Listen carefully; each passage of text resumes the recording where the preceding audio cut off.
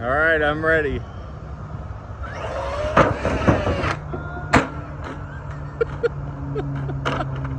Well, you almost landed it. It's me again, Margaret. So welcome back. So yeah, this guy came by today. He was like, I do this dustless sandblasting. Here's my card. And I was like, okay, well, how much would it be to do the side of my box truck? Because I really don't want to scrape all this paint off.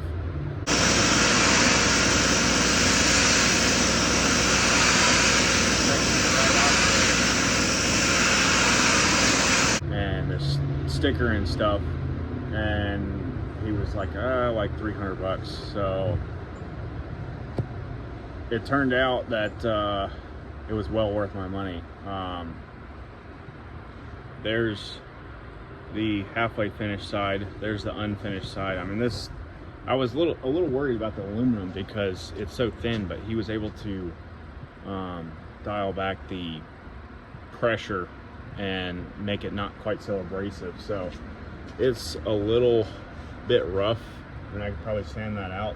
But I mean, this, it really like took all the primer and the old wrap and stickers off. That would have taken me probably like 5 days to get all this prep for paint. So anyways, I realized I did a video recently on putting new brakes on, but I didn't really explain what I was doing. So if you're interested, go ahead and watch this next part. I'm going to give you a tutorial on how to do these rear brakes, because something happened with my brake lathe and it didn't resurface the brake drums correctly. They're out of round. I don't feel like fooling with it. They're rusty, so I'm just going to replace them. So I'm not doing the shoes. The shoes are brand new. Let me show you how to get these brake drums off. You always want to make sure that you have 2 points of contact on something this big with your jack stand. Don't ever get under a vehicle without it supported with jack stands. Make sure you get a pair of good 4-ton, 6-ton jack stands. You want to support the weight of the body and the suspension. And I also like to leave the jack under it. That way, if either one of these things fail, like for instance, if something were to happen, the body were to drop, at least it's supported back here and it's not going to drop and fall on you. All right, step 1, remove your wheels and tires.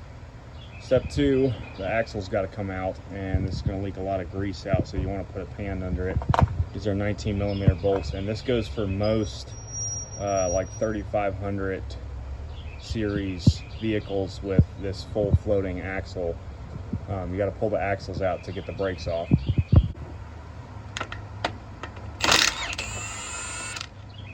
I like to just throw them down in my wheel cover there.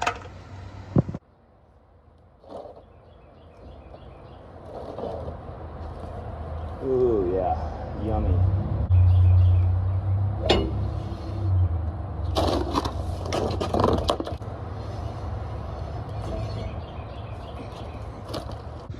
And the next thing you want to do here is pull this little retaining clip out. Some of them have a locking socket or nut in here. Some of them have like a washer that has bends on it. They all have a different locking system between like Ford, Dodge, Chevy, but they're all the same concept. There's this little block in here.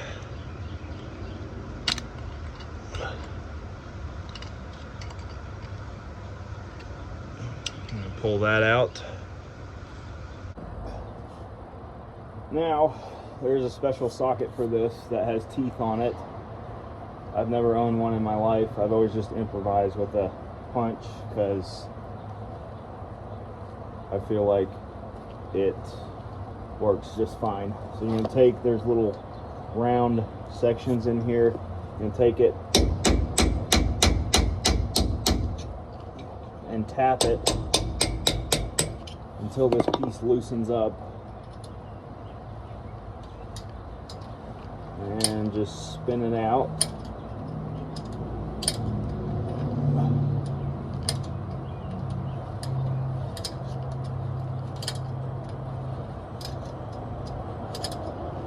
Alright. Now the fun part. Get the drum off.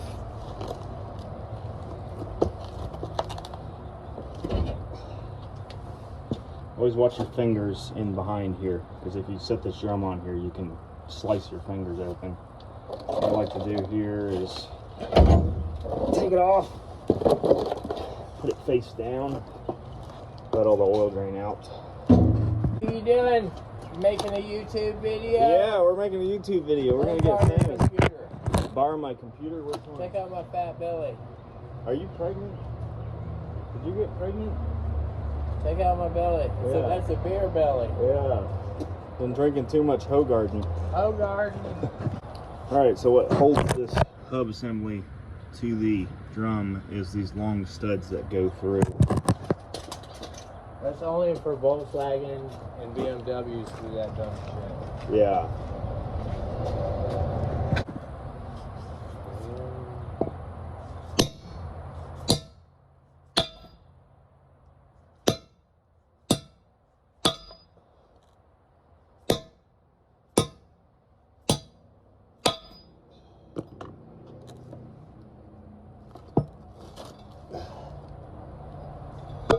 That's what they look like. You always want to make sure that you hit it straight on. There's these little indentions for you to hit with a hammer, because if you hit it from the side, you will mess the threads up and the lug nut will not be threading back on there.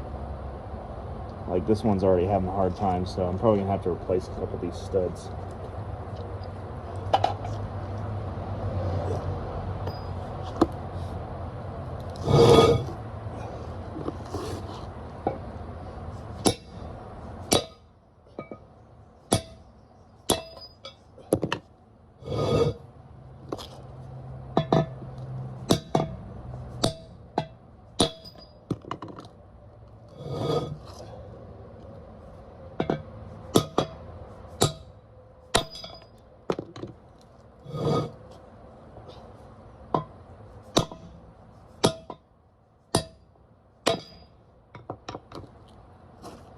And that just lifts straight off of there. I'll have to flip it over. And we're going to go ahead and replace this seal right here, because it's not leaking right now, but it will as soon as you put it back together and go a couple 100 miles down the road. Now these obviously need to be replaced, but you can always inspect your bearings and make sure they're not pitted or you don't see any metal. If you see any metal at all, I'd go ahead and replace them. Now this one is a real pain to get out. There's a snap ring down in here, and you have to remove that snap ring and drive the bearing race outwards. I'll show you what that looks like. Take a pair of long needle nose pliers, get down in there.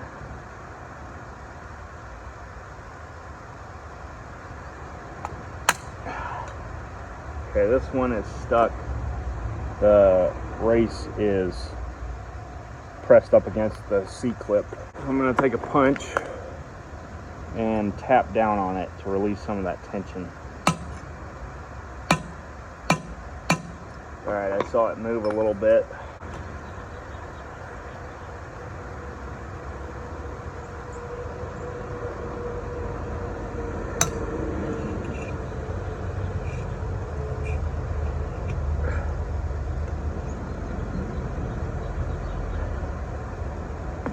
It's looking like this isn't going to come out until I remove this outer race.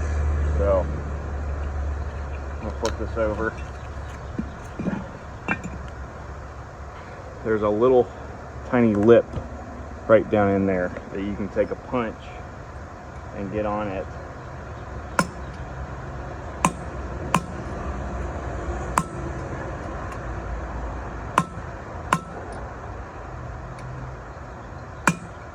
kind of work it around.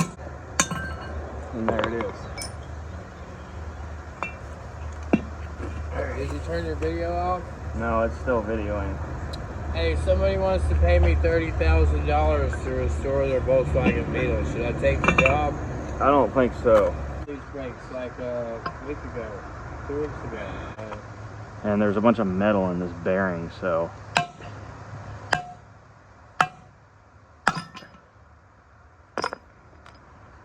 Alright. There's a hub assembly. There's my burns.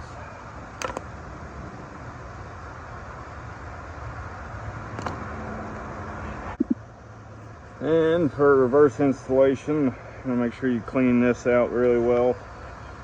I'm gonna take your new bearing. Always make sure you set the bearing in there first, because if you don't, you'll be taking this race back out again. Set it in there, face up.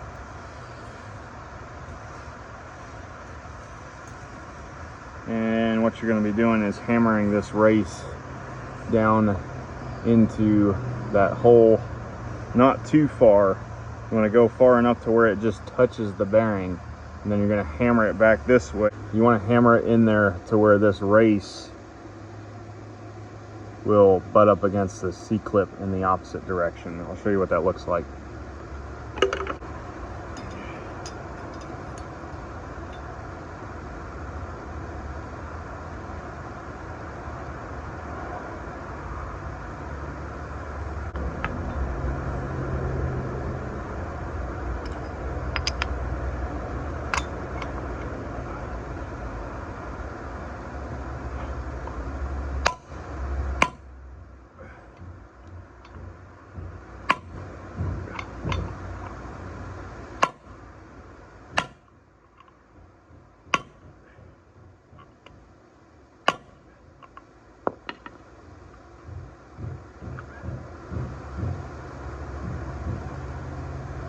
A little off center or a little crooked, so I'm going to tap on the side that's the highest.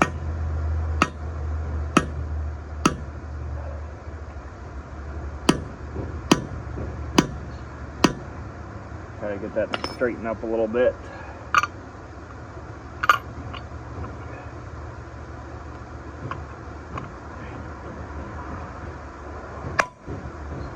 Oh yeah.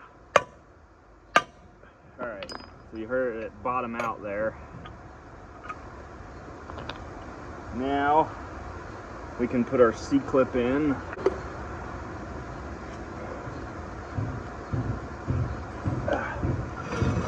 Try to get you guys a little better view here. Take your pliers. Grab a hold of these little indentions, squeeze it together. Make sure you're wearing eye protection, because this thing will come out and pop you in the eye.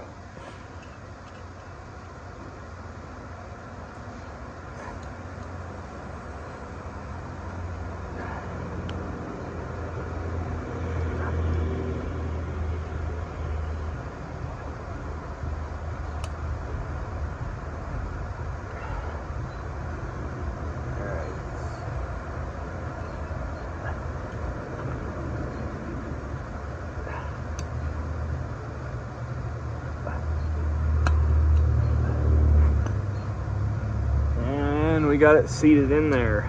So now, like I said before, I'm gonna flip this thing over.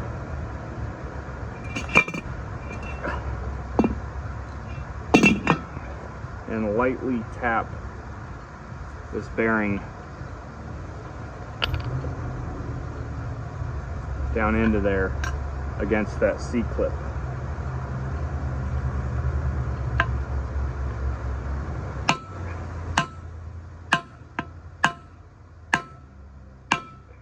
Your hammer will change tones when it's seated all the way.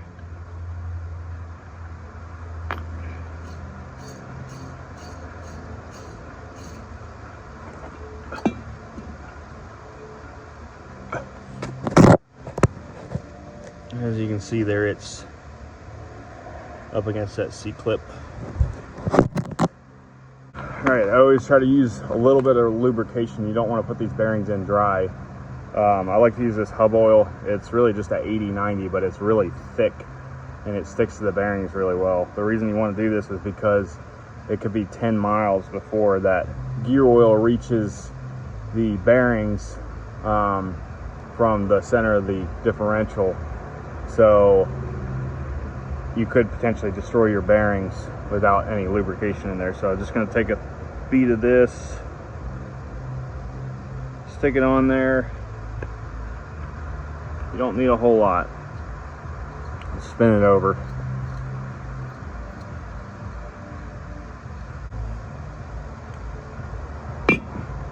I'm actually going to do it from the other side too. Just get it down in the bearing.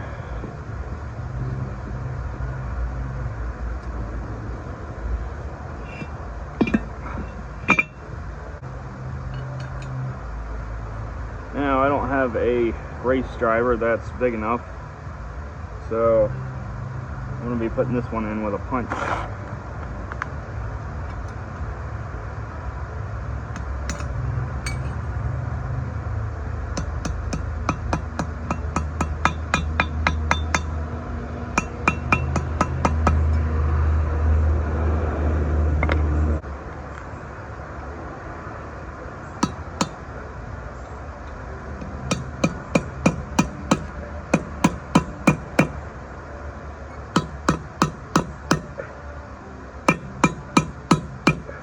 You just want to be careful not to score your bearing service. I promise that if you just go around evenly, that you'll be fine.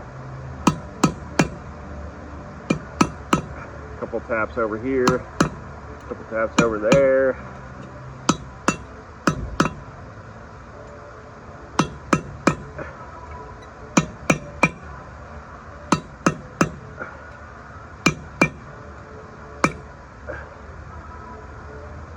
Now it might look like it's seated, but it's not. You have to go all the way down.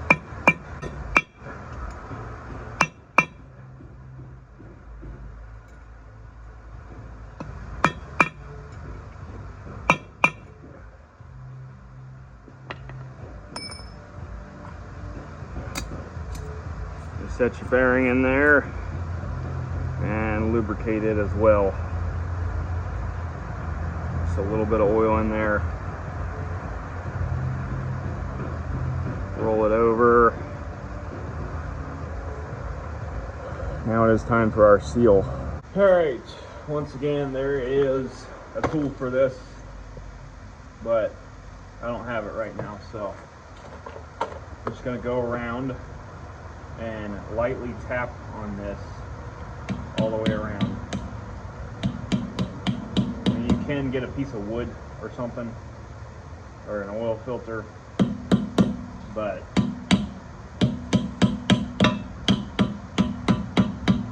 I've been doing this long enough that I like to act like I know what I'm doing.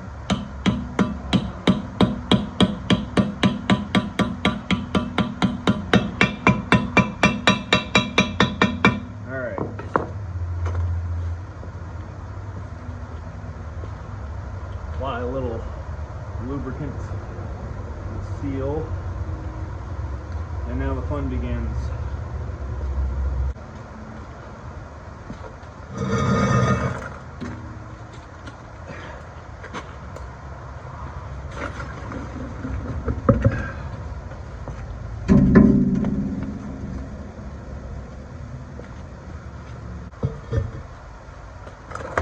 The easiest way to do this is get tire. Be careful not to puncture the tire, because if it explodes, it can kill you.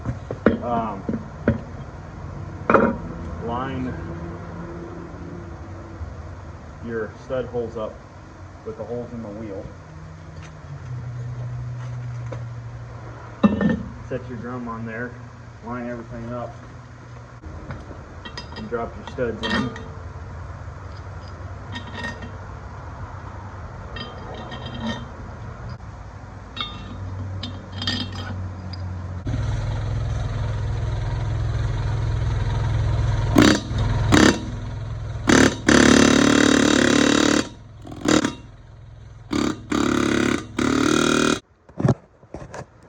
All right, now you want to be very careful and make sure that these are seated down all the way, because if they're not and they're sticking up a little bit, what will happen is you'll torque your lug nuts down, and eventually this will work its way inward and your lug nuts will loosen up.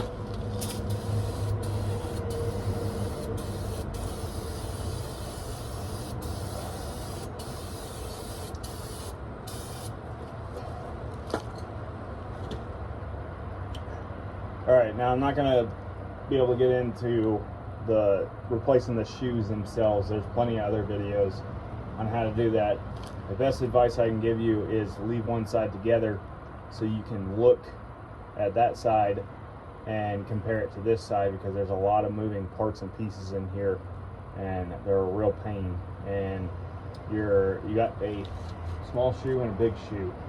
The big shoe always goes towards the back because it acts like a wedge and pushes into the drum, which wedges the smaller shoe into the drum as well.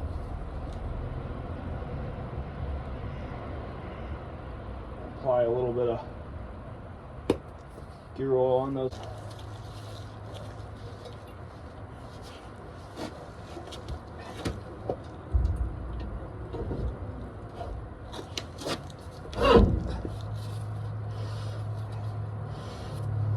I'm not going to be able to get on all this on film because I'm not going to be able to do it one-handed, but what you want to do here is tighten this all the way down as far as it'll go, and then hit it with a hammer from the side and tighten it up about as tight as you can get it.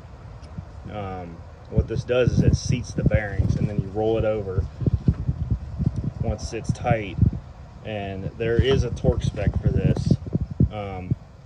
I've never used it before. I've always just done it this way, personal preference. But you run it down as tight as you can get it, and then you back it off until it's finger tight, just like that. And then I always go one turn more until I can get the pin in there.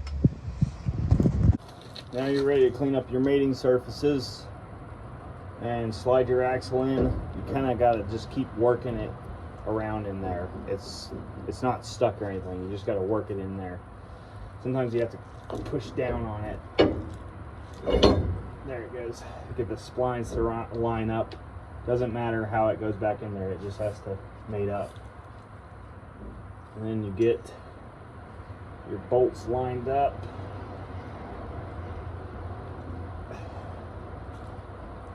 Sometimes you have to turn the drum a little bit.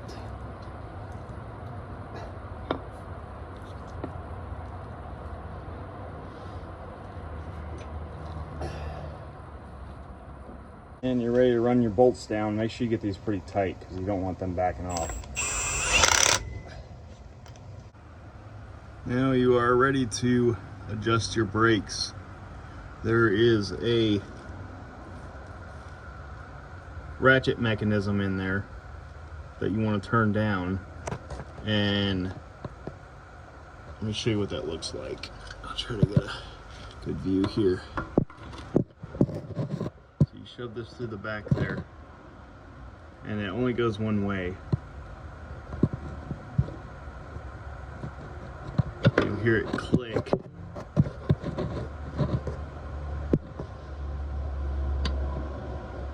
Hard to get a good video. You hear that click? That's tightening it down. What you want to do is run it down until the shoes, I mean, you can fit like a piece of paper between there, and then you spin it over. You spin your drum over until you feel a little tiny bit of resistance, and that's how you set your brake shoes.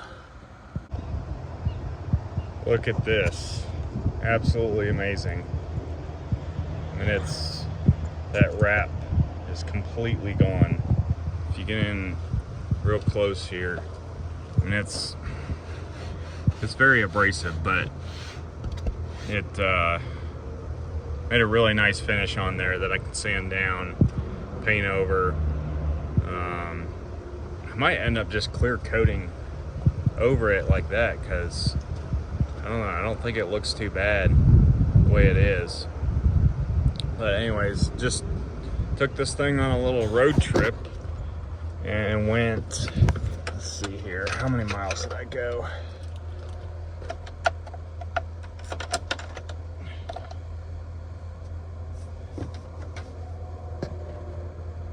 $956 miles.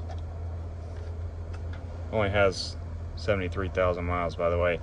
Yeah, it did great. I had one small issue. The check engine light came on and it started losing power, and it ended up being an O2 sensor. I stopped at a local Advance Auto Parts, got an O2 sensor, swapped it out. Wasn't a big deal. Got my camera set up here. I'll show you more on that later, but I wanted to show you the back here. I've got all my junk everywhere, but it was great because, like, I just set up my air mattress, got to sleep on the floor. Another guy slept over there. This four-wheeler needs to be scooted over a little bit more, but I mean, this is obviously going to take up a lot of space in here, having this four-wheeler, but I think once I build the bed up above it, and I'm gonna make a jack system that goes up into the top of the ceiling, I think it should have plenty of room in here. I mean, this is, even with the four-wheeler in here, it's still pretty spacious. So it was just so nice being able to pull up, you know, in the middle of the night. I got there at like 3 o'clock in the morning, and well, actually I didn't make it there. I was getting too tired and I had to pull over at a rest stop, and I just slept in the back of it and then just pulled up. Didn't have to set up a tent. So nice. Anyways, I'm rambling. Thank you all for watching. See you on the next episode.